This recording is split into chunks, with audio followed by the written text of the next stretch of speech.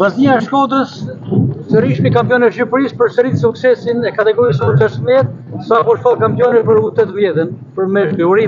Kryetrajneri Albert Marsh. Faleminderit. Them drejtën, ne ishim përgatitur për këtë aktivitet, në U18, kishim ato pretendimet tona dhe u realizuan më së miri dhe çka u paraqitën me rezultate arritën nga sportistët. Duke zënë përkatësisht vendet e para, pothuajse në çdo disiplinë, sidomos në gorat e sprintit dhe të kërcimeve. Kishte rezultate premtuese, çka janë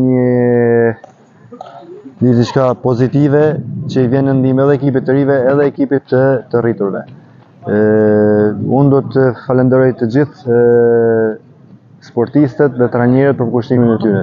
Kolegët e mi Bruno Rotani, Dorian Tafa, Jetmir Jahaj. Duhet i përgëzoj edhe sportistët edhe një herë për rezultatet arritura, që premtojnë shumë për aktivitetet kombëtare dhe ato ndërkombëtare. Marsh me djemë të vllaznia duket në fund të shkëlqyer, por po ka sërish vërtetësi me femrat. Është e vërtet, ne jemi në përpjekje për të ringritë edhe ekipin e femrave. Jemi duke punuar seriozisht, duke marrë me ekipin e moshave, ku aty është baza për të ndërtuar të ardhmen. Dhe unë shpresoj dhe besoj shumë që shumë shpejt do të arrijmë që të jemi konkurrues edhe me ekipin e vajzave, ashtu siç jemi edhe me djemt prej 18 viteve rradhësi në të gjitha grup moshat. Në vazhdimsi janë edhe garat e tjera në programin kombëtar dhe ndërkombëtar. Vllaznia po përgatitet t'i kalojë me sukses? Po, patjetër. Aktiviteti i radhës është Kupa e Republikës, që zhvillohet me datë 7 maj në Elbasan.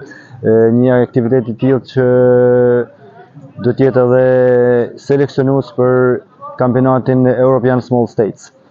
Kështu që pretendimet tona kryesore dihet më të fitojmë kupën, pse jo edhe ndonjë rekord kombëtar dhe rezultate të tjera cilësore, sidomos në garat ku ne kemi ato pretendimet tona.